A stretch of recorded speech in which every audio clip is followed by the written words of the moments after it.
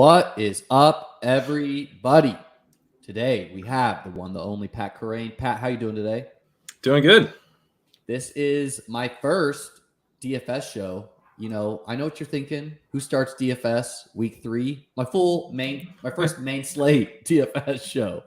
But that's how we do things on this channel. You know, week 1, week 2, not important. I was traveling a little bit, couldn't make it work. But we are back, and we're gonna pick some fucking winners, win some money today. But first, Pat, last time I saw you, you had youth on your side. Looks like you aged a couple of years in Vegas. Tell us about Vegas, man. Yeah, Vegas was great. We went out there, drafted 4 teams, drafted a high stakes team with NFC, drafted 3 main event teams, had ship chasing get together Friday night that went into the wee hours of the morning, as you know things tend to do in Vegas. And yeah, had the watch party Thursday night, which is always fun. Flew out Saturday early afternoon, so it was a big, total whirlwind. Got in Wednesday night, flew out Saturday, and just packed it in. So 2 questions about that before we jump into the DFS games. One is, I see all this like Discord chatter, the Deposit Kingdom Discord, Pete's Discord, about the Vegas drafts, they're so soft. Did you notice any difference between the Vegas drafts and any done online? Did you feel like that is true, or the Vegas drafts, what it I think really is like there are more people who we might consider soft there. But casual, that does not, just like casual fans, yeah. But that does not mean you're going to be in a draft room that you end up thinking is a soft room. In fact, I think you can have some of your hardest draft rooms there, because there's lots of guys who also go out and draft live who aren't really like as part of, maybe as like into the whole streaming environment as we are, but they're just like, they're longtime FFPC players who are very good. And so you're competing against them. Plus we're out there with like our whole, the whole kind of, Twitter crew is kind of out there more and more. So there's so you can get, we literally had guys next to us take Sky Moore as they're taking him, go, we're going to roll the clip here. So well, that's the thing. Like, if you talk about how easy something is, like, people are going to follow that. So, but at the same time, I think I would take my chances with like the old school fantasy stars, not to take anything away from them, but I just think like the landscape's changed. So if someone's rolling up out there for their first draft of the year and they're like, holy shit, I can get Zeke in the 5th, like, I'll take my chances in that room. But that, I'd say the percentage of those types of drafters is falling compared to years past. They're like 3 years ago, whenever Jerick McKinnon tore his ACL when he was with the 49ers, he was drafted, I believe, in the 2nd round of a main event draft. So, he had already torn it. It was someone drafting off a stale draft guide in September. It was egregious. So there's nothing like that this year that I saw. I definitely noticed, because I did the 4th of July slow drafts when the contest opens, and I noticed those versus end of contest drafts that in like those 4th of July drafts, no one was taking more than one quarterback correctly in my mind. At the end, those like the Josh Allen quarterback drafter, taking him in like the 2nd round post Thursday night games, was a lock to take like Derek Carr and Tom Brady or something that's like, what are you doing? Anyways, we'll look at our main event teams at the end. I got some exciting teams. I'm sure you do too. Love to hear about your sweat, man. That's fun shit on Monday Night Football. That was fun. But what I thought we would do is we would try to rapid fire each game, give each game around 5 minutes, get through all the games. And what's nice on DraftKings is you can click on, primarily going to be talking through this of the lens of DraftKings, because I play most of my action there. That's where I play too. Cool. So we're going to look at the action here, and I can, I'm just going to jump by game, and I can add the players in.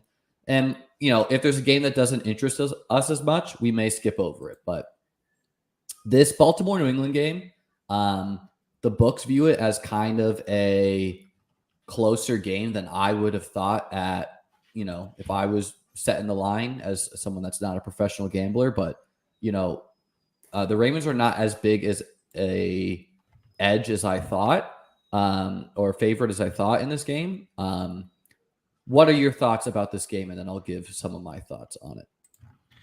So to start with the Patriots side, I think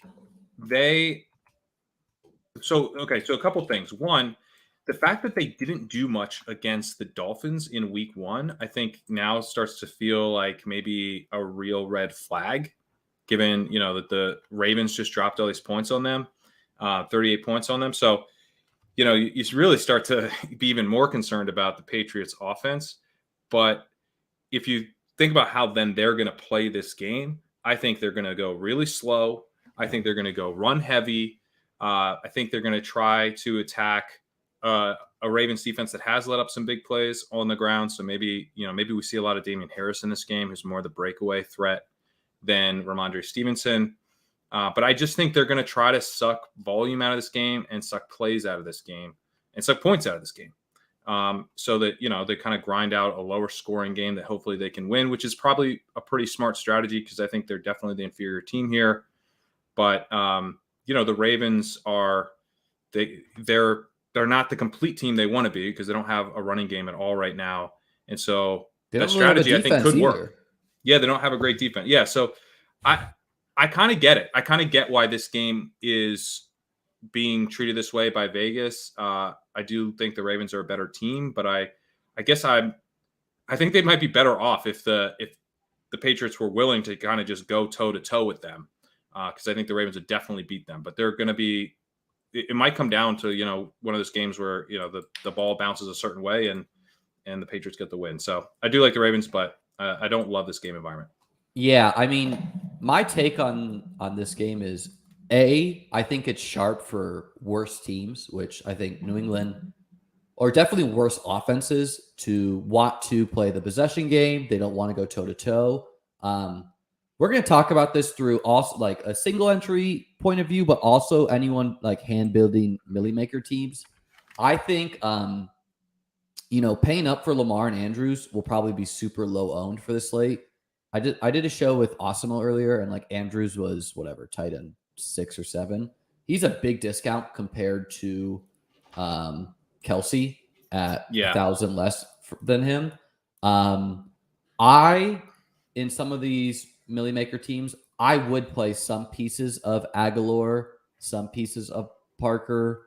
The Patriots guys who can get open deep. Really, Aguilar's the guy, because I guess Mac has actually been taking some shots downfield. He's maybe not the best at it, but I mean, this Ravens secondary is not anything to really be afraid of. And if they're ramping, I think they're pass funnel. I mean, they're massive pass funnel at the end of last year. The Ravens secondary is not good. I think against non-New England teams, they'll definitely be a pass funnel. So it's possible that's how New England attacks. Yeah, I mean, that's like a low-owned play, but if Bateman gets a full allotment of snaps, I think you could roll the dice on him. But ultimately, this game's looking kind of like a stay away, maybe some defenses. Is that kind of how you feel, or is there any players that interest you a little bit more than that? Well, I keep trying. I wanted to play Ramondre, and he's cheap, this week, and there's not a lot of. I feel like the pricing on this, it feels very tight to me. Yes, the slate, it does. Yes, you're looking for anywhere where you can save salary, and he does jump out a little bit. But then Kyle Dvorak was mentioning on a show we were doing earlier today, like if you're thinking about Ramondre, just play Michael Carter. It's like the same role, and it's a little more expensive, but that's what I was gonna say. Is like, I agree that like Ramondre played more snaps last week. He's a guy who we're excited on, and I don't want to fully abandon that because I believe the week will come, right? But if you're going to be playing Ramondre at 48, it seems like a mistake not to find the extra 400 to 700 to play Michael Carter or Breece Hall at literally 1% owned, or Miles Sanders, Josh Jacobs. Miles Sanders is a good one. Yeah, like, I like all of these guys up here, like ETN, because the running back chalk this week I think is pretty weak. Like you're going against like Fournette. Fournette's not catching those dump off passes because the Bucs aren't throwing nearly as much as they have. And Josh Jacobs, I think, is pretty weak. Yeah, it's David Fournette, Montgomery, Jacobs. But ultimately, like, I mean, I don't really have the ownership locked down like that right now, but talking to the Osimo team, no one is chalk. Like, there's like Amon-Ra is chalk, Kirk Cousins, Goff, like anyone else. Can Goff really be chalk on the slate? I There's don't so think many I don't think high-end he's like. quarterbacks. Well, I mean, were you shocked that Carson Wentz rolled over the cards and was 15% owned? Yeah, I don't know. I was, Yeah, right? yeah. No, I hear you. For Like sure. it would be shocking, but so yeah, I mean, something I wanted to say on rookies later, but I think it also kind of plays into Ramondre is I don't want to wait for the game to happen for the field to catch on, right? Like, so if you were playing Garrett Wilson is a guy it would have worked with. Like if you just played in week 1, played in week 2, you're like, hey, the game is coming. I think you can do that for every rookie. You can do that for exciting second-year players, especially when their salary's dumping. Like if you believe the Ramondre game is coming, keep playing it in large field GPPs, and you'll be ahead of the field when it does come, and you'll get them at low owned. So whatever. We said enough about that game. Not too many exciting plays. Maybe some pieces on the Patriots, wide receivers, maybe some Ramondre. Lamar's always in play. Mark Andrews is always in play. And J.K. Dobbins, I don't think is playing, but you will have to look there. So moving on to Kansas City Colts, I was shocked that the line was only like Kansas City -5. Yeah, they're that gonna seem off. This seems like way off, right? I thought it was going to be closer to Titans Bills, but clearly the books view the Colts better. I believe they're getting back their linebacker, Leonard, and Yeah, he's good. And Pittman's going to be back. But how are you viewing this game? Any pieces you like? I got some pieces I definitely like in this game. So this one is definitely uncomfortable to build because you don't know who to put Mahomes with, and you want to put him with Kelsey. But Kelsey is very expensive on a slate. Like we said, that's very tight. So now it's like, oh, I can't punt tight end, which was kind of, the only way to fit any other guys that I like. And are you really... Is this true? Or are you just trolling us, Bob? Darius Leonard ruled out. Or is he talking about Leonard Fournette or Darius? I assume he meant Darius. Okay. I thought sorry, go ahead. That would really shake up the slate if it was Fournette, and really help my best ball teams with Rashad White. The thing with the Mahomes, I think Mahomes is set up for a ton of success because he's going against this Gus Bradley defense that plays a ton of cover 3. This is the guy who was the Raiders scheme last year. He was lighting up the Raiders. In the year of cover 2, you got to play cover 2 against the Patriots or against Patrick Mahomes. The Raiders are like, nope, no, you don't. And then they would just get crushed. And now that offense is installed in Indianapolis. They do have the highest cover 3 rate in the league this year. They're going to, I think, very likely play a bunch of cover 3. Mahomes will have time against a pretty weak pass rush as well. So he should have plenty of time to throw. He's going to be facing a coverage that should allow some big chunk plays downfield. I think Marcus Valdes-Scantling is more interesting. He has had a shallow ADOT thus far, which does not mean he's a shallow target guy. It means he isn't winning downfield, but he'll have more chances to do that this week. So I think he's somewhat interesting. And then Kelsey's interesting for sure. And I think he should be pretty low owned just because it's super hard to kind of build lineups around him. Yeah, I mean, if you're faced with the question of like paying up for Kelsey at 79 or Kupp at 99, with the idea of paying up at salary makes you unique, it's probably Kelsey for me because it's a tight end position, right? It's $2,000 cheaper. People are not going to want to pay up leverage wise. It's a no brainer. Yeah. It's tough to fade Kupp, but well, it's tough. I don't think like Kupp's a lock for 30, but can you build? Do you have the salary to build a super team? Right. My take on this game is, I mean, if Michael Pittman is Michael Pittman, this is a too cheap a salary early in the year. Like this is probably the cheapest we'll see him if he is this type of guy. 13 targets, like unguardable. The Colts defense, I remember reading about that. Like tight ends always smash against them. Slot, we typically don't want to target slot against them. And like deep guys usually, like outside wide receivers usually get there. So I don't know if Juju's mostly been running shallow routes versus MBS, but MBS is definitely a guy I am playing in some large field GPPs this year. He's been on the field a ton. I know you're saying that he's not getting as deep a dot this year, but I feel like but I don't think that I view that as kind of a symptom of the offense not clicking. Yeah. So I think if the offense like Marcus Valdes-Scantling is one of the most locked in archetypes in the entire NFL. Like he is a deep threat. We know exactly he has a career 8 out of 16.6. Like he is not going to be like a shallow intermediate guy, which is what his 8 out currently suggests, but it just means he hasn't gotten the targets that he's supposed to be getting. So that could mean he's just not fitting with the offense and he could totally fail, but I think it also points to a ceiling.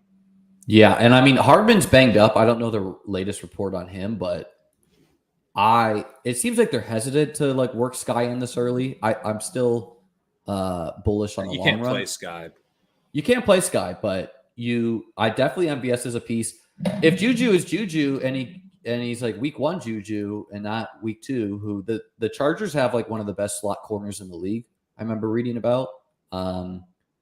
This is like too cheap a salary for I kind of like keep these best ball ADPs in mind, but like if we're paying around 4 ADP on Juju and we're right, then 5,500 for an elite wide receiver is a steal. Paying up for Taylor is not something I want to do, but neither does the field. So you can pay up to get unique. And then I think it's so weird, man, that they didn't use Hines with all their wide receivers hurt. Like very bizarre that he did not get more work to me in this game, that they trailed the whole time. They didn't have Michael Pittman. Like, why were they not using Hines in this, kind of like wide receiver type role? I don't know, but and then the running backs pretty much a stay away. So I'm interested in Pittman. I'm really interested in MBS. And if you want to get unique on the field, you can play Mahomes stacks, because most of the field's going to want to play Josh Allen stacks if they're going up there. Right. Yeah, and you have other. I mean, you can go Hurts, you can go Lamar. Like there's other. I think Allen and Hurts are the two guys who are going to catch the most ownership. So anyone but them is unique, but I don't think they're bad chalk. Like Allen and Hurts. And I mean, I don't either, like but I do agree with the Mahomes. I mean, Mahomes, I think, is set up to smash. Like I don't know. Like it's one of those things where I feel like a bunch of us Sunday morning, right before lock, we're like, "Are you going to play Mahomes? Are you playing Mahomes?" It's like, "No, I couldn't fit him." It's like, "Do you think he's going to have bad games?" Like, "No, I think he's going to smash." It's like, and that's has to be everybody. It's like, well, why didn't we play him? Because we couldn't figure out how to stack with him. But I think he's bringing someone along. He's not a rushing quarterback. Like, he's not Lamar or Hurts. Like he's bringing somebody. So I don't know. He's someone I kind of want to force myself to play on one lineup. Yeah. And CEH, I mean, he's just not getting that much usage to me. Like he's running real hot in efficiency right now. I'm not going to go there at all, but whatever. He's a guy you could mix in. I agree. I agree. And I don't like CEH. So yeah, I wanted to say real quick that this slate in general, people are going to want to play, and really the whole year, you could say this, but people are going to want to pay up for wide receiver. So if you do pay up for running back, you're already getting unique on the field. Yeah, there's a couple guys we'll get to that I think are really interesting. Yeah, this game, I really like the defenses in both of these for both of these teams. The Panthers who have a good defense.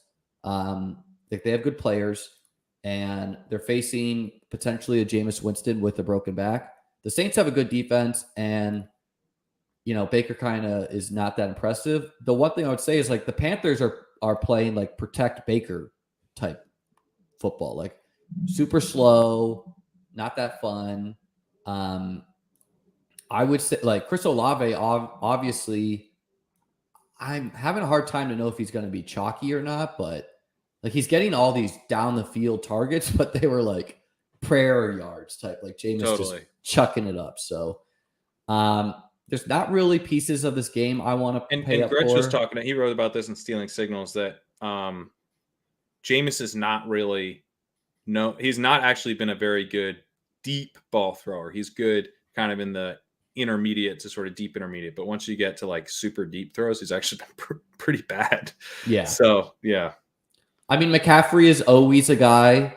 I mean, the McCaffrey game is coming. The playing time is there. Coming. The usage is there. So I don't hate paying up for McCaffrey. If I paid up for a running back, I think it would be him. So the thing with Carolina, so I'm so irritated by this. I kind of defended the coaching a little bit in a walkthrough this week because I noted you said they're slow. I mean, they're ineffective, so it feels slow, but they're second in situation neutral pace. They're actually playing pretty fast. They're just not good at it. They're just not. They're just so bad that it feels so grindy. They are playing. They're running play action at a very high rate. They're passing in neutral situations. They have very high. I think they're tied with the Chiefs for the highest situation neutral pass rate. So they're doing some stuff where you're like, okay, yeah, this is what you should do. You should pass in plus EV situations. You should run play action. It's really got to be on Baker. But then I'm sure you saw the Dan Orlovsky thing came out where he's like, yeah, so they put Christian McCaffrey a yard behind Baker every time they run an RPO or a run out of the shotgun, and he's even with Baker every time it's a pass. They're literally tipping their play calls. These guys are donkeys. So I was like, why did I defend them? I'm a fool. Like, of course they're doing something dumb. Well, that's the thing is like, it's hard to know how bad some of these coaching staffs are, where it's just like they're telegraphing what they're doing, and defenses are like, okay, like I get you got talented players, but so I don't know. Like DJ Moore, again, a guy who, if the ADP was right, that's too cheap. But I played him last year, man. I'm pessimistic on Moore. I'm optimistic on McCaffrey. The one thing I wrote in the walkthrough that Baker's scramble rate is about twice what it's been over the last 2 years, and it's about almost twice what Darnold's was last year. So that's sucking checkdowns out of the offense. That's gonna really, really hurt McCaffrey. But that, I don't think, is like Baker's not trying out some new style. He's uncomfortable in the offense, and so maybe it won't be this week, but eventually I think he's going to settle in and start checking out a McCaffrey, such a more effective play than Baker using his legs. Yeah, they got to do something. Like the coach has got to realize he's going to get fired if they don't. Yeah, they're about to get fired. Like they might get fired after this game. Like so like put your hands in CMC. Hope that he can get you not fired. It's like what I would do in his shoes. I mean, he played 91% of the snaps last week. I mean, exactly. Yeah. Workhorse. So this game's mostly a stay away. If I was playing pieces, it's defense, it's McCaffrey, it's Olave. Michael Thomas. You know what? One guy we'll mention, Juwan Johnson. Definitely. I've seen Irv Smith get talked about as chalk, and Juwan Johnson at 2,900. He has a role in this offense. He's running about 75% of the routes. He's getting targets. He gets targets downfield. Like, I think his ADOT's around 11. So you can actually stretch the defense a little bit. It's 2,900. It's a decent punt play. I agree with you. I would play Juwan, but here's the thing about the Irv Smith chalk, and I'm going to get to some tight ends I like, but Irv Smith at 6% or Juwan Johnson at 1%, because if Irv Smith is only 6%, that's not chalk, and that's what the Awesemo team told me. I think ETR had him quite a bit higher. That's what I thought he was going to be 40. I thought he was going to be like Bengals defense. They have him over 20. Yeah, I think that's more accurate of what it will be, and that makes me want to stay away from it. But all right, moving on to this Houston-Chicago game. We got the boring games out the way early here. Not if I was sprinkling pieces of this game, Montgomery's chalk, but it doesn't feel like he's good chalk. Anytime that he's chalk, really, like when you want to be playing Montgomery is probably when he's low owned. I would play some Dameon Pierce. He's finally getting the work there, and he's cheaper. But I like that. Yeah, I like that one. And I think both defenses are in play. No, never mind. The Bears defense is way too expensive. The Texans defense is in play. I wasn't thinking Dameon Pierce, but I think that's a good call. If he's not going to be super chalky, this is a situation where the Texans have been more pass first than we thought they'd be, but the Bears, this is one of my favorite stats of the week. The Bears went more run heavy against the Packers than they did against the 49ers in week 1. They had a minus 25% pass rate over expected against the Packers. Remember that game last year? I'm sure you do, where the Patriots beat the Bills. They had that in the windstorm, yeah. So that game, and then the game where I believe it was the Mike Glennon Giants just completely capitulated to the Bears last year. Those are the only 2 games since the start of last year where a team was more run heavy than the Bears were last week. This team is just like straight up giving up. Like it's so bad. I mean, that's how I played it in best ball too. I was like, I'm staying away. I did draft some Montgomery, and I feel fine about that. Like Justin Fields at 56. I'm assuming that's still a no for you. That's a no. Yeah, I mean, if there's going to be a game he can get it going on the ground, it feels like this is the one. But yeah, I mean, mostly to stay away. Tight ends, again, let's stay away. No, so let's stay away. The Bills-Miami game. This is one of the most interesting games on the slate. Josh Allen is super chalk. Diggs, I mean, chalk is relative, guys. Like I'm talking 10%, so you can play these guys. Diggs is too cheap for what he is. I would say both the Miami guys are too cheap. Gabe Davis is the lower owned pivot. I'm curious what ETR has on them. Osama was quoting me around 5%.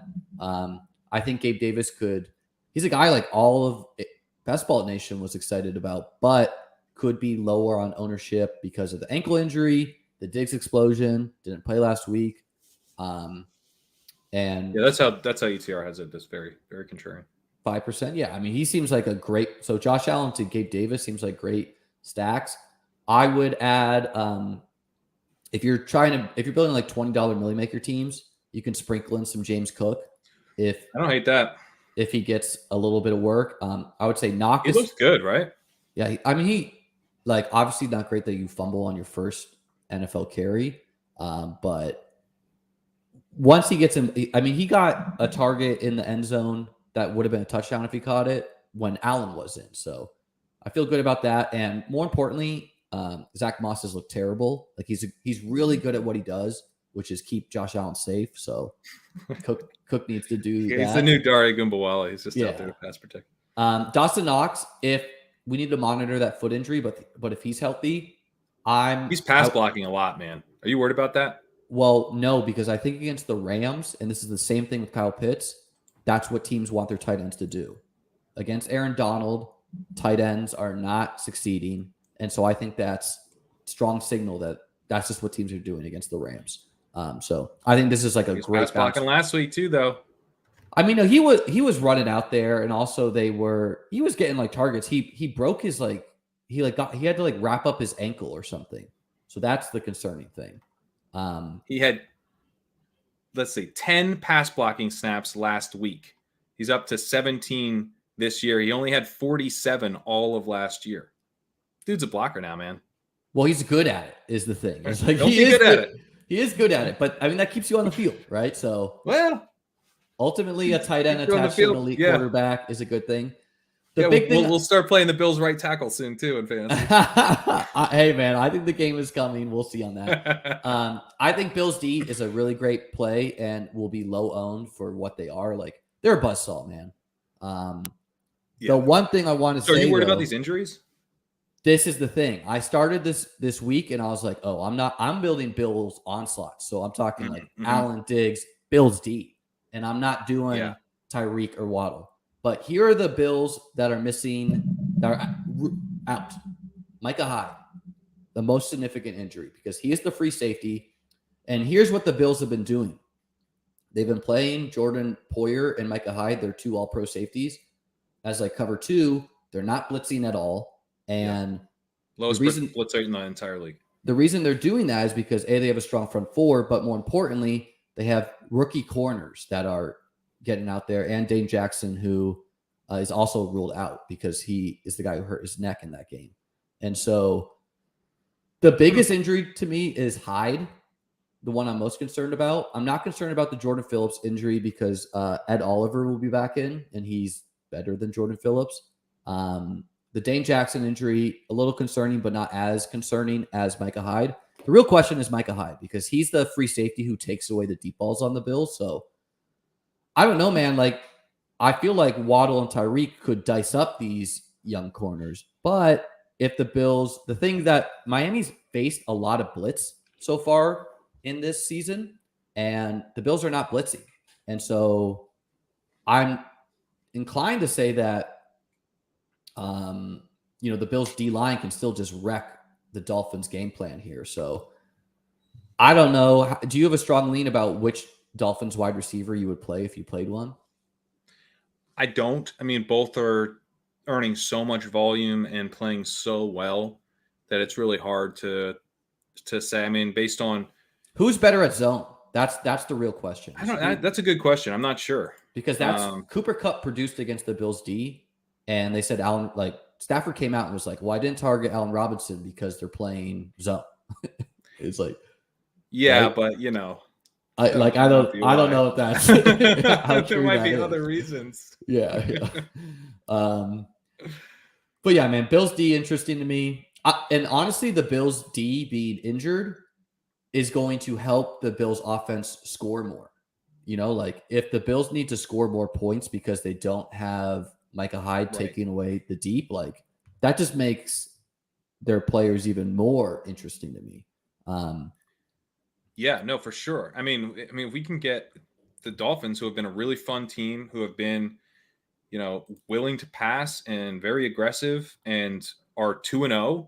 I was talking about this on the Roto World Football Show. Like, I don't think McDaniel's gonna shy away from this match. I don't think he's going into this going, we gotta win the time of possession and make sure that the Josh Allen doesn't have the ball because we can't hang with these guys. I think he thinks they can hang, especially with these injuries, right? I think he's real smart. I think he's a good coach. My guess is he knows that this D-line is like different than what they've been facing. And so I'm interested to see what he does creatively. Like I could see, my guess is that Tyreek is the guy who gets, like if someone was to Cooper Kupp and get a bunch of zone targets, my guess is it's Tyreek. What kind of defense does New England play? I kind of think they're playing a zone with like three safeties a lot. But my guess is like, if you're worried about the Bills pass rush, what does that mean? Well, you're going to line Tyreek up in the backfield. You're going to give Tyreek a bunch of like short yards and just see if he can do it against the Bills defense. So I'm inclined to say Tyreek over Waddle, but this Micah Hyde injury is really throwing me for a loop in this game. The McKenzie situation, I think, is stay away for now. So really, like the plays to me are Allen Diggs, Tyreek Waddle, Knox, Bills D. And I'm not playing two at all. I don't think anyone else should be either. Anything else to say on this one? No, I think Mostert's probably flipped Edmonds, but I'm not playing either. Mostert's kind of interesting from a season-long perspective, but that's it. Yeah, and I want to see, like, so early in the year, I want to see if that was more opponent-based or the fact that they were losing by so much. Maybe they thought they needed like a Mostert breakaway run. Well, Denny was actually mentioning that Edmonds was the guy in once they were in kind of comeback mode. That it was actually Mostert to start. Okay, interesting. Detroit, Minnesota. This is a super chalk game and has one of my favorite GPP plays. What do you want to say on this game before I do? I'll take it. Sorry, I lost audio for a second. You're good. So I was just saying this has one of my favorite GPP plays of the slate on it. But what are some of your favorite plays on this game? This is one of the games where I really like the running backs. I think both running backs are awesome plays. Dalvin Cook, I think probably the better of the two, where I just have like a hard time figuring out like how he doesn't have a good game in this, because he's going up right. I actually think the Lions pass rush is probably a little underrated. They've been getting pressure really quickly. They don't rate well at all in PFF's grades. I'm not sure why, because their pressure rate's really high. Their quick pressure rate's really high. They're like generating sacks and stuff. So I'm not sure, but it makes me wonder if, maybe we get Cousins getting the ball out quickly. Maybe we get some Cook checkdowns and stuff, but not in like a come from behind their kind of borderline garbage time type checkdowns like we saw with Madison. I think this is going to be a back and forth game for the Vikings, or the Vikings playing from ahead. Either script I think could be really good for Cook. Cook could also just be someone they ride as a rusher. And, this is not a defense that's particularly strong against the run. So I think there's probably a couple paths here for Cook in terms of the game script, and both are, really good.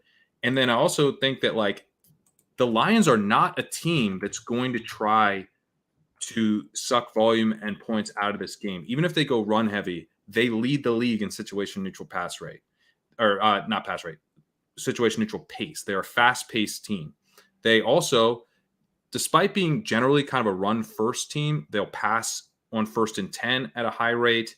They kind of set Goff up for plus EV passing situations, even if they're sort of generally trying to hide him. But then last week they didn't even try to hide him. They kind of put it on Goff, and it went pretty well. So I don't think the Lions, maybe the Lions don't have a great game on offense, but they're still going to keep things lively. So that makes Dalvin really interesting. It makes Swift really interesting. Swift is my favorite GPP play on the slate because Swift, he has the questionable tag. He's healthier than last week. The box score watchers are going to see 5 carries, 5 yards. They're going to shy away on that. Amon-Ra is probably the chalkiest player on the slate. I don't think it's bad leverage. I don't think it's bad chalk because I'm inclined to say this is the cheapest salary we'll see on Amon-Ra ever. And so when that's the case, like I usually just eat that chalk. But building GPP wise, Swift is direct leverage off of Amon-Ra. Yeah. I think I saw some absurd stats that like the Lions are giving up 5 yards a carry, the Vikings are giving up 5 yards a carry. So they're bad run D. And the Lions are like, their running backs are not getting touched for like 4 yards. This O-line is just road paving people. So yeah. I agree with you. The blow up game for Cook is coming. The blow up game for Swift is coming. Like Swift could just be the best natural runner in the league. And if he stops getting tackled at the 5 yard line and punches some of these home, and Jamal Williams doesn't get these like vulture touchdowns, then he has 40 points so easily in his repertoire. Couple notes on Swift. The Lions, they rank 5th in PFF's run grades. The Vikings rank 29th in EPA allowed per rush. They rank 32nd in rush success rate. So this is an awesome matchup. Me and Kyle just did a start sit show on YouTube, and you get all, the various Swift start sit questions, and they're all like James Robinson or DeAndre Swift. They're all like, I'm panicking. Do I start this? Do I do this thing I clearly shouldn't do and bench DeAndre Swift? So, for whatever that, the insight into sort of the mind of the casual right now. Yeah. They are not confident in DeAndre Swift. So I think, not just the questionable tag, but as you mentioned, the box score, just kind of like the gut feel on Swift right now is bearish. So I don't know. Maybe he'll get steamed in our kind of high stakes circles or whatever, but that doesn't matter really. I mean, I don't even think, because like the computer guys, I would put like Alex Baker Osimo in that. Like, I don't think he is like he's not like hand in the dirt, like, oh, Swift, like this, this is a generational type player, right? He's like a numbers guy. Like, I don't think the numbers guys are getting led there. Levitan said he played Swift on his solo pod in a GPP last week where he was more questionable. I think he's trending better now, right? Yeah. So Swift, I think he definitely is. Yeah. And I don't think I've done this on teams the first 2 weeks. I played Swift and St. Brown in a lineup together. I think you can keep doing that while Jameson Williams is out and their salaries are down, because I mean, both of these are like 9K players, right? Once we get enough data on them, if they keep up their workloads and whatnot, that's kind of how I view them, right? Like, and so they're just getting so much of the offense that you could play both together in a lineup. Some of the cheaper guys, Lions D, definitely a piece I'm interested in. Lowest defense on the slate. This game could get a lot of passing in it, so you can get those touchdowns if you're lucky. Obviously, Irv Smith is a great play. I'm not playing Hawkinson at all. I'm happy that he is a chalkier tight end because I just didn't draft him in best ball either. Like I'm just out on Hawkinson. I know he got 7 targets, but who cares? I mean, the thing I'll say about Hawkinson is he is competing directly for targets with Amon-Ra St. Brown. They have like the same ADOT. Amon-Ra plays out of the slot. Hawkinson obviously tight end, so it's over the middle, short stuff. Similar type of targets. But that does make him leverage. I just think it's sort of weak leverage. I don't want to do it. Yeah. And I guess if he's also chalky, it's not that great a leverage. There's good player leverage you can find. Let's play good players with we don't need to get too cute. The other thing I wanted to say is the Lions D week 1, Christian Watson dropped. The Vikings D week 1, Christian Watson dropped that like 80-yard touchdown. Mm-hmm. Week 2, Quez Watkins, the deep route guy, scored a touchdown. Also dropped the penalty, wiped away a big play too. So that puts DJ Chark and Josh Reynolds in play for like this $20 Millie Maker teams. Both are probably going to be like sub 2% owned. I could see Chark, like his routes were a little bit down last week. I thought Reynolds and him were even, so that was a little whatever. And I think they're both kind of deep route guys, but and then the last thing I want to say is like Amon-Ra and Jefferson. Amon-Ra is a psychopath who's like, Diami Brown on the other side. You don't think that Amon-Ra is pissed off that Justin Jefferson's getting talked about and it's not all Amon-Ra? Like, how about Jefferson? Are you paying up this week? Like the targets are there. You can't play everyone. That's 9K. How do you feel about him compared to Kupp, Devontae Adams, etc.?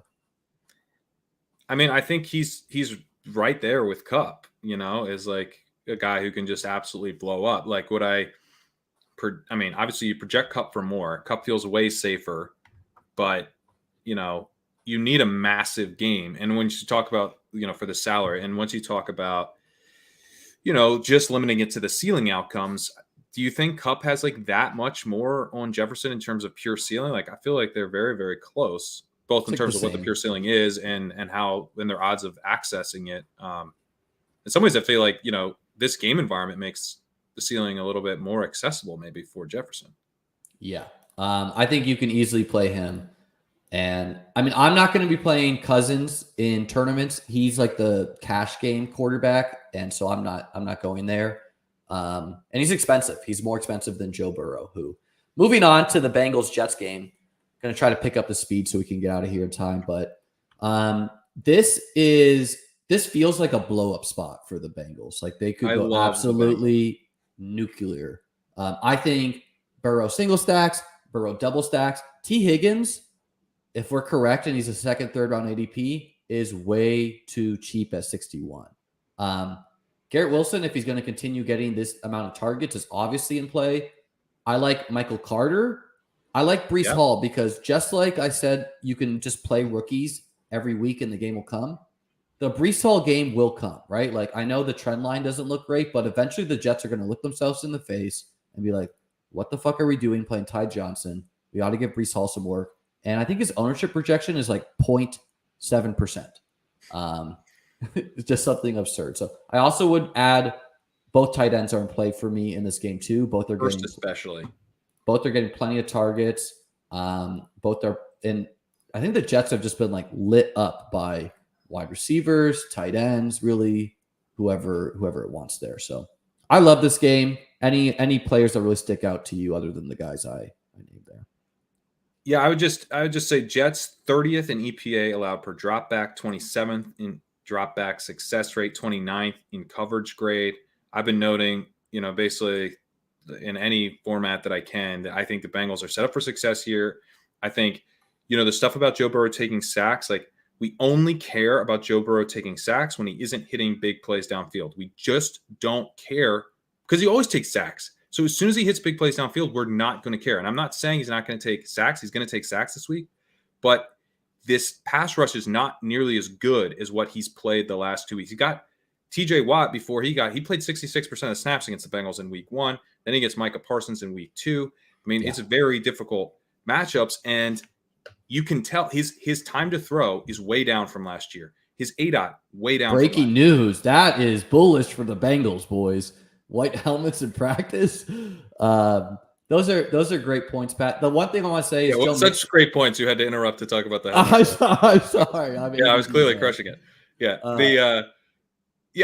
But just to put a point on that, I mean, I think that with the Bengals stuff, they're finally in a position for Burrow to look like Burrow and look downfield, very similar to Mahomes, where it's like he's going to be targeting a deeper part of the field this week than he has to start the season. Ton more value to the offense when that happens. Does that put you Chase over Higgins for GPPs, or does the $2,000 salary? I want to play both of them. If that's the thing. It's like, man, double stacks, but then maybe a Higgins Hurst double stack and X out Chase because you need the salary. But this feels like not a 400-yard like a mistake. Yeah, it feels like a 400-yard type passing game for Burrow. That's how I feel. Yeah. Who are the bringbacks you're most excited for the Jets if you do bring any? Wilson and Carter. You did cover. I mean, I think if this game gets steamed, then I think Elijah Moore. He's cheaper than Wilson already. And, he is running more routes. He's going to run more routes than Wilson. And, maybe the defense is already to the point where they decide Wilson's the guy they need to focus on. So, I think just deciding that Moore is like not in play, talk about like the best ball ADP stuff. Like we were drafting Moore way ahead of Wilson. So, if he's going to go super low owned, even if this game gets steamed. So now it doesn't seem like it's headed that way. And if kind of the game is low owned, I think I'd rather play Wilson. He just looks so good. Yeah. And I mean, like the one thing I would tell you people out there is if you're thinking of playing cousin GPP teams, just play Burrow over, like it's going to be a third of the ownership. People are excited about back and forth games more than they are about beat up games. So like the Jets could beat up the Jets, but they'd rather do the shootout with Vikings, Lions. All right, moving on here. So we got Renfro has been out with a concussion all week. He wasn't seen in practice Friday. That could make Adams and Waller nuclear options. The Titans look like a disaster of a team. Henry is going to be very low owned. I'm not going to do it, of course, but Adams doesn't play. I thought about it. I thought about it. I mean, Alex likes him. Alex Baker. Burks is a definite guy who you want to be ahead of the field once he hits. Once he finally is getting the full allotment of snaps, he looks good, man. Doesn't he? He's getting a bunch of routes. He's getting a bunch of targets. I'm happy to have my bags on him. Josh Jacobs popped up with an illness. I don't really know what that means. Like, is that a cold? Is that something serious? So he was going to be chalk and a guy who I really liked, but like it was like chalk I was kind of fine eating, even though it's probably not the best thing to do. But who are the players you're most interested in here? Well, I mean, Burks is interesting from like, if you want to do the week ahead thing, he does feel like maybe it is sort of the week ahead, although I just don't like this game environment that much. And the other thing about the week ahead is like, I agree with you, but we have to look at like the wide receiver salary. And so it's like, yeah. Burks is really not that cheap than some like actual studs, right? Like Juju at 55, like you have 61 T Higgins, and it's like, okay. The Pittman call, not too much more to go up to Pittman. Like they might, like I'm not getting that much. Like it's not like Burks is priced at 3,000. He's priced at 5. Like Curtis Samuel is a great play, and he's going to be 51. So it's like, Elijah Moore's at 5K. He's going to be out there for sure for all the routes. Big game environment. The pricing this week is tough. This game environment is, when you look at Las Vegas, they have a 5% pass rate expected, which is very pass first. It's kind of similar to what the Rams, or it's above the Rams. It's what the Ravens have. It's what the Commanders, who've been much more pass heavy than we thought. But the Raiders' pass rate on 1st and 10, the pass rate expected on 1st and 10, is actually very conservative. And so that has me wondering, in a game where the Titans are not going to be going to the air on the other side, the Titans are going to be kind of grinding it out. Like, is this a team that would actually prefer to be more conservative than they've been in the early going? Are they going to kind of just roll out a pretty gross kind of, grind it out game plan? Because we know the Titans are. And it just kind of makes me worried about this game environment. Well, both of these teams need to win badly, right? And the other thing I'll say about the Titans is like they want to run the ball, but they're not good at it. Like they're not good at it. And their left tackles out, already ruled out, got hurt. Yeah, but their left tackle replacement was much better in run blocking than pass blocking. He was a disaster as a pass blocker. So I actually think that will make them even more. They're going to have to triple down on the run game here, I think. Jesus. Matt Collins, if you're looking for a low on dart, got 8 targets. He's out in the field a bunch. So it's probably not a great play, but he's 3,000. He is out there, yeah. This is why I don't play the middle maker. Yeah. Philly, Washington, definitely an interesting game. I would say people are probably going to game stack this a little bit more than they should. Philly actually has a really good defense.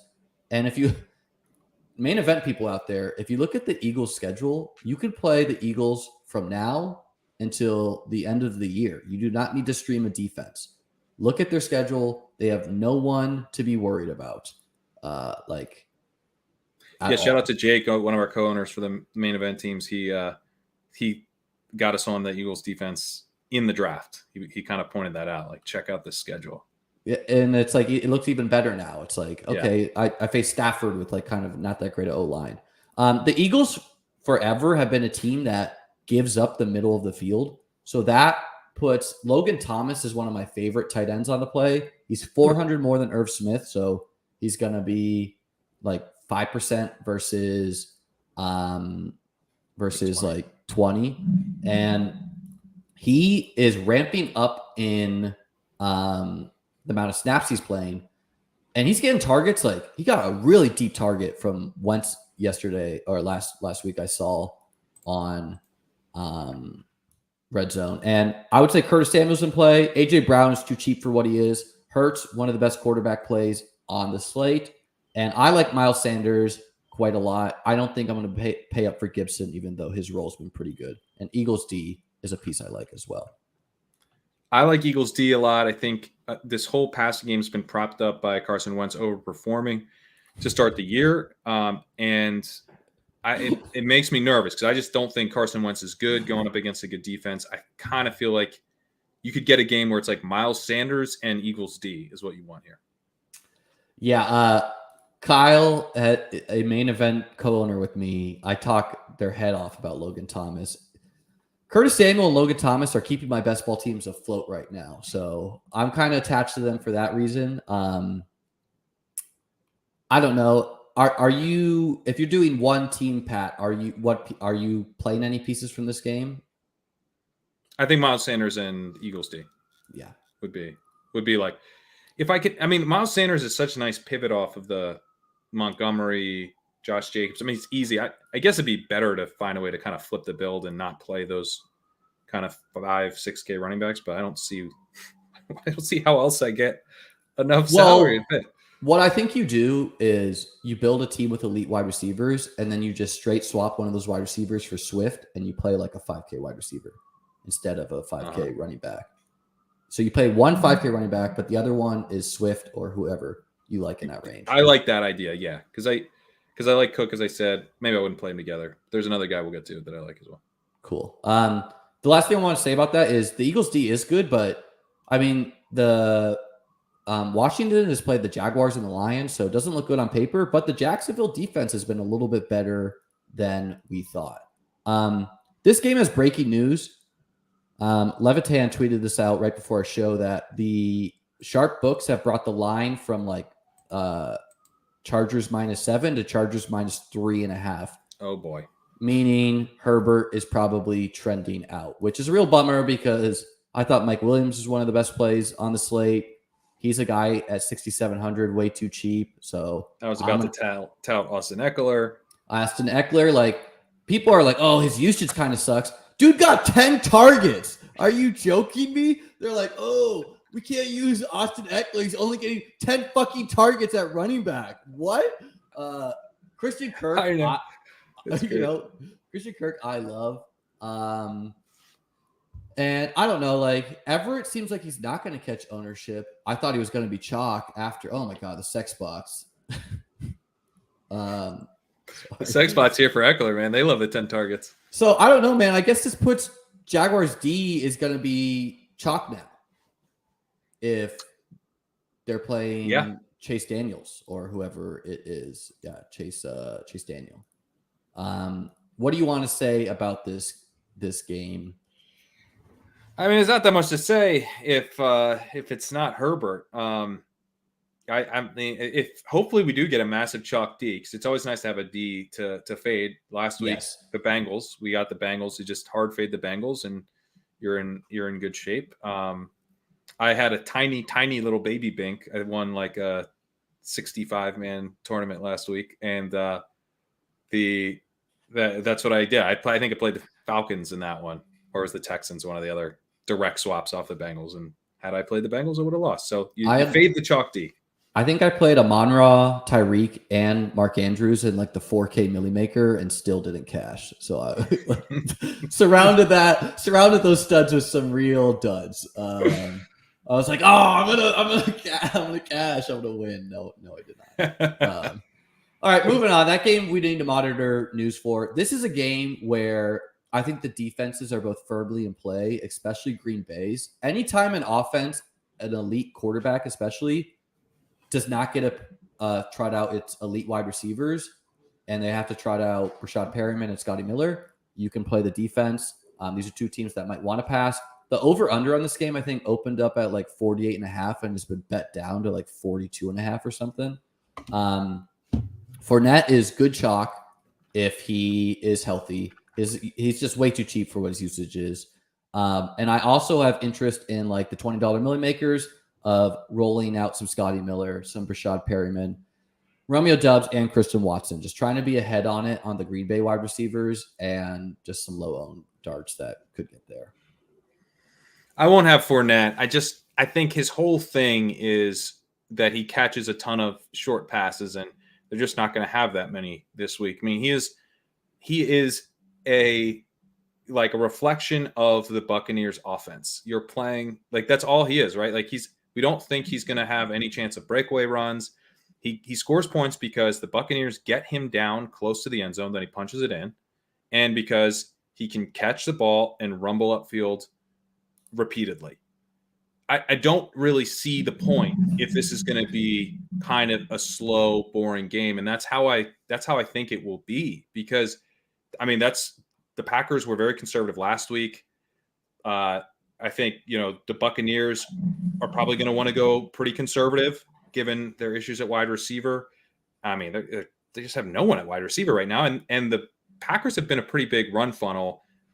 They played the Bears, so that skews things. But again, the Bears shifted to the run against the Packers from an already extreme run-heavy rate. So there's a couple data points that teams may be. The other data point being the Vikings were more pass-heavy last week than they were in Week 1 against the Packers. So teams may be kind of going a bit more run-heavy against the Packers. I think the Buccaneers might do the same. Which weirdly makes me less interested in the running back because of the archetype. But the Packers face the Bears, so like we have to like throw out that data point because like I don't think we don't have to throw it out that they shifted to the run. We're not, we can say they're not going to go. We're not going to get a minus 25% historical pass rate over expected, but we might see the Buccaneers shift to the run, the same as the Bears did, the same as the Vikings did. Yeah, I mean Fournette, I've not gone there so far, but it feels like if the game is 21-10, he can easily be the guy who punches in 3 touchdowns, 2 on the ground, 1 in the air. He could. Yeah, he can burn you. I don't think it's like terrible chalk, but it seems fadeable. On a slate where there's like not that many places the field is going to get chalky. Yeah. Like, why am I going to eat? I just don't think he's not someone I'm excited to play. And like what the Bucs do without Mike Evans is kind of a question mark. I mean, it puts all the cheap guys in play, but ultimately a game not that interesting. The next game, one of the last 2 on the slate, this is one of the most interesting games to stack up. Kupp is firmly in play. Just paying up for him is going to make your team unique. I will be martingaling Marquise Brown until I am poor or dead. I know that Cliff's been doing donkey shit with him. Maybe pull out before then, dude. That's I know that Cliff's been doing donkey shit with him, like doing these like Hopkins rolls. But dude, he was so close from a big game last week. Like he had some end zone balls that were like just juggled. the targets are there, the usage is there. Greg Dortch is not the answer. Rondell Moore still out. So breaking news here: Chris Godwin out for the Buccaneers. Julio Jones questionable. Donovan Smith doubtful. I just think you bet against that game. Just bet against it. Just play some defenses in that game. Yeah. But yeah, so Marquise is a big play. Kupp's a big play. Both quarterbacks. Murray's like getting pretty cheap here. And then Higbee is going to be probably the chalkiest tight end just from the game log bros and everything. I will fade a chalky tight end almost always. You super high variant. Higbee. I've touted Higbee. It's been fun.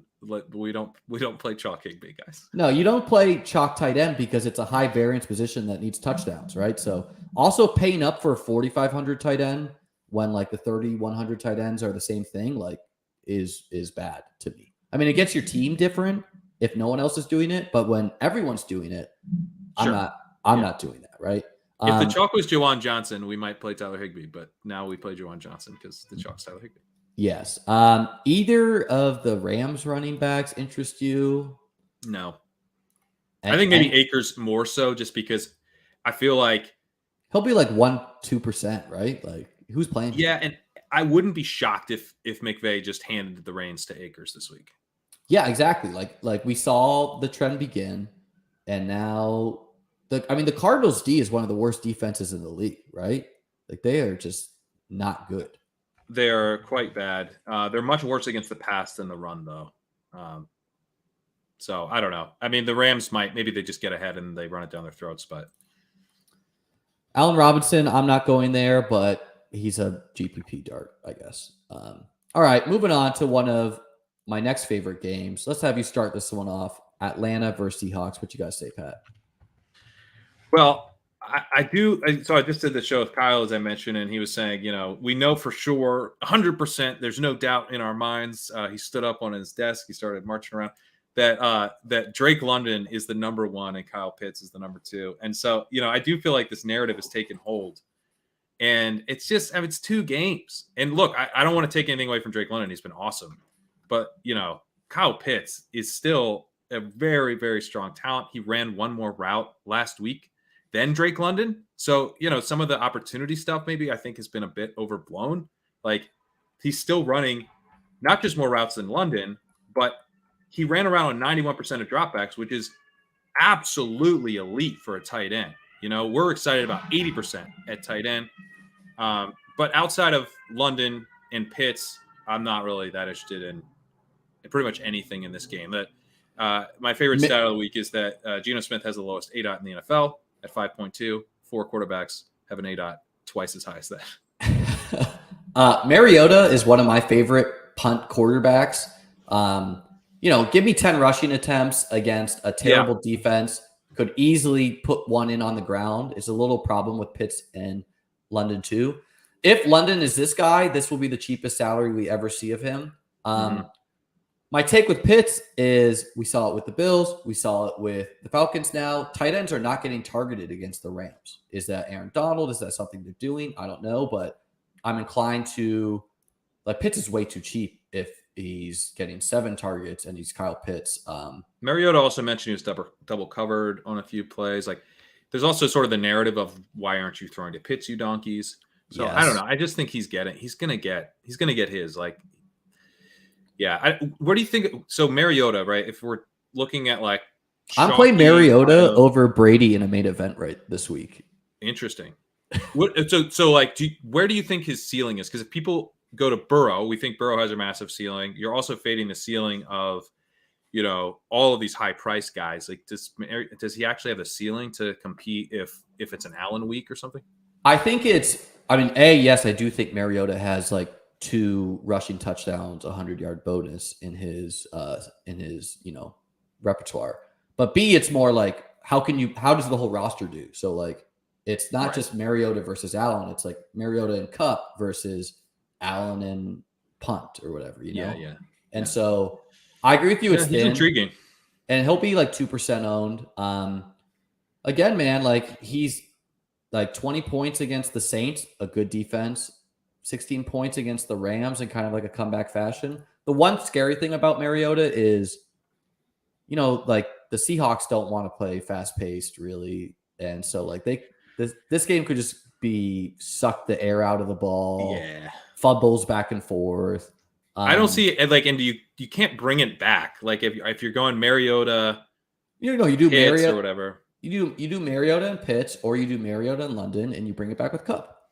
Oh no, sorry, that was last week. You bring it, yeah. I do like bring it back with Cup. Well, here's the there's no correlation, but you have to play Cup. Is Rashad Penny dead now? Like I was shocked he got 6 carries. Like what the hell? And Travis Homer led the team in snaps. Yeah, that's it's over.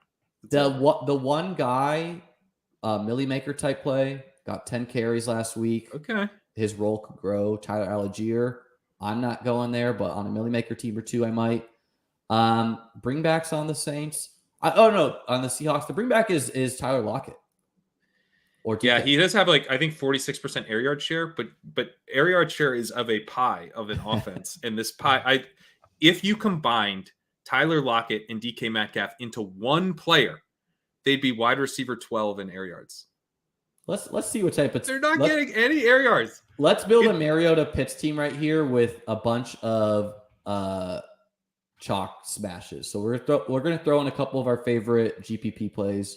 Pat, name a guy. We got Mariota, Swift. You got Swift in there. You want to do Cup or you want to do more balanced?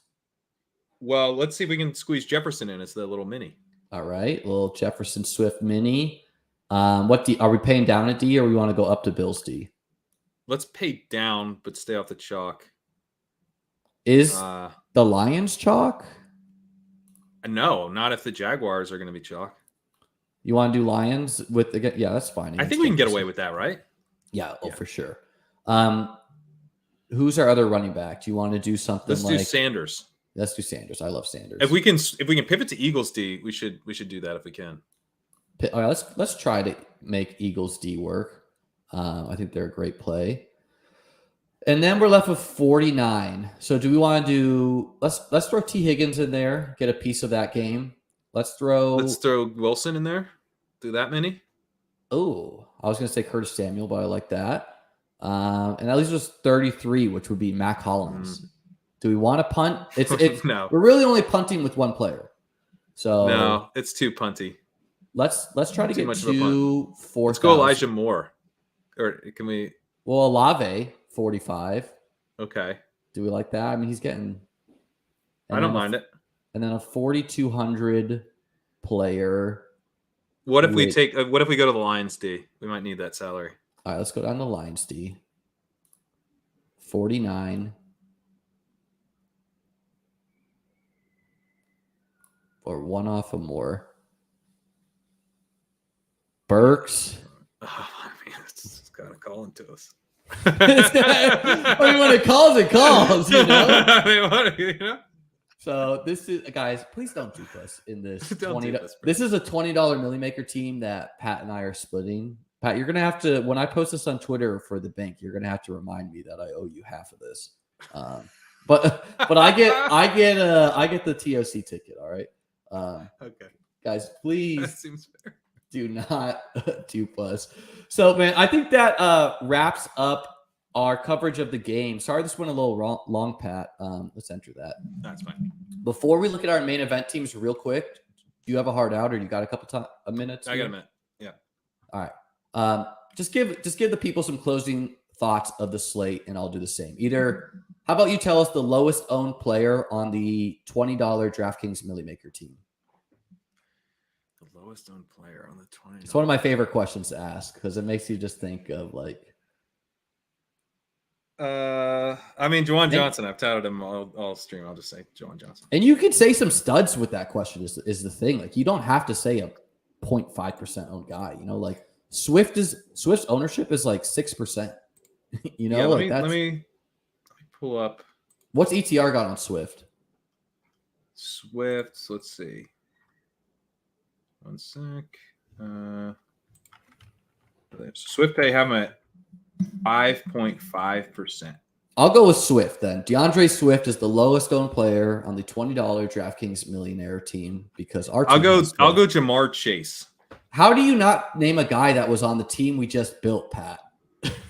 Because we probably should have played Jamar Chase on that team. Jamar Chase is a good play there. All right, man. Let's move over to.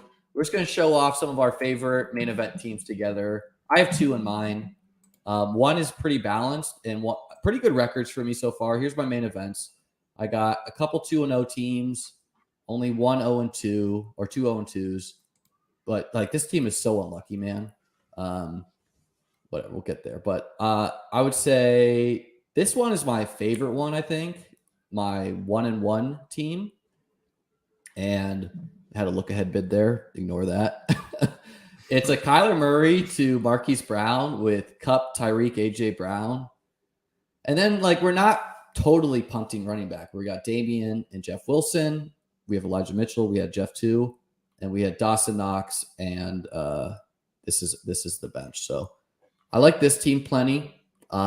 Just like zero RB dream. That's here. Very fun, man. Coop, yeah, that's great. This is the Phillies schedule, by the way. If you're wondering and you're playing main events, like they literally do not have a team that you're like, ooh, gotta bench them, at all. Man, this team's really set up well. What bench wide receivers do you have? Judy only, and then just every running back dart. Nice. And then another team I like a lot is I must have done this team early. Let me see if I can find it. Nope, not this team. That team is 2-0. Good for me. Is not that team either. I have so many Lamar Andrews teams. Like all my main event action is Lamar Andrews teams. Not that team. Sorry. I will find this. What the hell is this Brady team?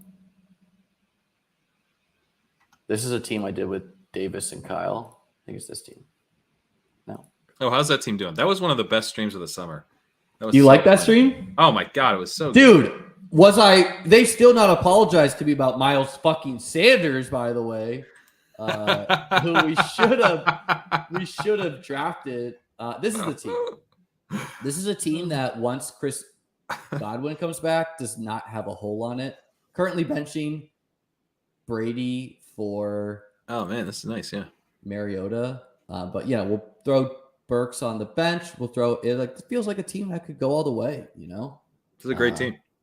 Thanks, Doom. His name's Bill's 420. So I like this team as like a zero RB pieces because I was buying the Michael Thomas dip. So I got like the Michael Thomas and Burks dip before they got a little more expensive. Let's see. Okay, let's add this. All right. So yeah, this team here. Let me get. Is this one just you, Gretch, and Pete? No, this we have with a couple co-owners, Evan and Josh, and so yeah, this team's 2-0. This is one of the teams. The two teams I'm going to show are the two teams that were part of that Monday Night Sweat that we had, where we needed Stephon Diggs, and in another team we needed Tyler Bass. But we were going against Stephon Diggs and Josh Allen. So it was like this whole thing where, we needed the points to work out perfectly, and it did. We actually got both wins. These are our two highest scoring teams. So it's pretty sweet to get the wins. So this is a zero running back team. Henderson, Singletary, still kind of figuring it out at running back. Melvin Gordon might actually want to be starting this week. But yeah, we got Kupp, Deontay, DJ Moore, Higgins, hit on Everett too, which feels nice. Hit on Everett. Yeah. So this is kind of a fun team. What are we doing with Tony, man? I'm not giving up on him. Are you? I think you got to hold him for now. I'm not dropping him, but I'm still confident that the guy we drafted is in there and is coming. It just depends on the coaches because they're playing Richie James ahead of him. So they're playing David Sills ahead of him. You hope they're not fooling themselves. They're like, we're 2-0. We can do what we want. Yeah.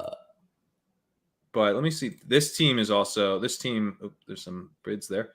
Jalen Hurts. This is a really fun team. We got Jalen Hurts to AJ Brown. We got no kicker. What an alpha play. Because we did the take a peek on who did we do the take a peek on? D'Ernest, I think. Oh, Jerome. We did it on So Jerome. can you drop Jerome now? We can drop Jerome now. Yeah. Okay. So it's like, maybe someone gets hurt. You got Jerome. Breaking news. Renfro ruled out, which means that Adams and Waller will be super chalk now. Sorry, go ahead. That's interesting. Well, yeah. So this team we hit on Drake London. We hit on Garrett Wilson. We look like maybe we hit on Traylon Burks. Hit on Njoku. Took a bunch. We're still figuring out at running back. We've got, the Algier dart throw we picked up this week for like $100. So we still need that. But, we've got potentially, I think one of these rookies probably goes in for Bateman this week. And then AJ Brown, Diggs, Bateman? Higgins. That's the way it's headed. The guys want to play one of the rookies, and I'm open to it. Yeah.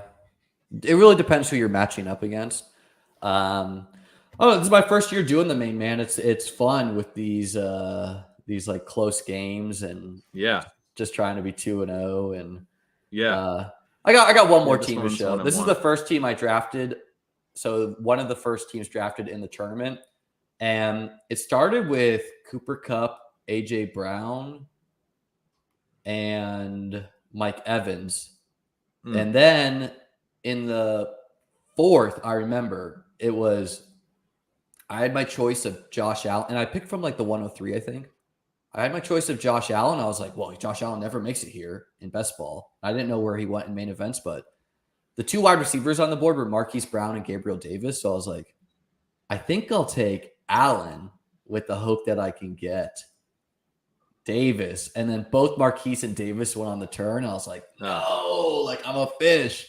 But I got Knox as a nice a nice little savior there. And it's got pieces, This one's interesting. Feels strong enough at running back if Patterson. Well, you got JK coming on, JK will come on late. Well, that was the thing at the time. If I can show this was like after when I took JK, I remember like, I took him in the 5th because, it's so gross seeing Amon-Ra there. I guess I don't know what I was thinking at this point in time. I was in Vegas when I made this draft. I was like at the poker table, so could be one player away from the nuts, but consolation prize of Kirk in the 8th, like that dried up quick. That's pretty nice. And Michael Thomas. So we got some pieces there. Yeah, pretty nice. All right, guys. Well, this is it for Pat and I. Pat, thanks so much for coming on today, man. Tell the people about all your DFS content that you do weekly, and then I'll close this out here. Yeah, so the walkthrough is not necessarily like truly DFS, but it's a preview column where I dive into the weeds of, and I put a lot of focus on like how these game environments are going to play out, like how these offenses are going to interact with each other, defensive matchups, but also in terms of like what these teams want to do. Like, are they going to be able to do what they want to do? Are they going to get pushed off script, which is obviously so key for, figuring out how points are actually going to get scored in these games. So you can check that out. That's for free on rotoworld.com. The walkthrough. And on at 1:00, I do a DFS show with Kyle Dvorchak, and we talk through some start sit questions. It's kind of like a hybrid show. We talk every day at 1? No, on Fridays, every Friday at 1. So we can answer some start sits there, but we can also hear us kind of go over an overview of the DFS slate. All right, guys. Well, check out Chip Chasing Wednesdays, 9:15. Check that out, man. I'm always in tears when I catch that. I don't always catch it. I put Pat's Twitter in the bio. So if you're on YouTube and you're watching this on replay, you can follow him there. You can follow me there. I will be back Sunday morning, I think 10:30 a.m. I'll just do an hour of start sits questions. If anyone wants to hang out, ask some DFS questions before we make the slate. Guys, if I don't win the Millie, if Pat doesn't win the Millie, it doesn't look like he even plays, but well, I do this week with that lineup we got. You're in there. If either of us win the Millie, if either of us can't win the Millie, I hope it's one of you guys. Make sure you subscribe and like, and we'll see you guys next week. Peace.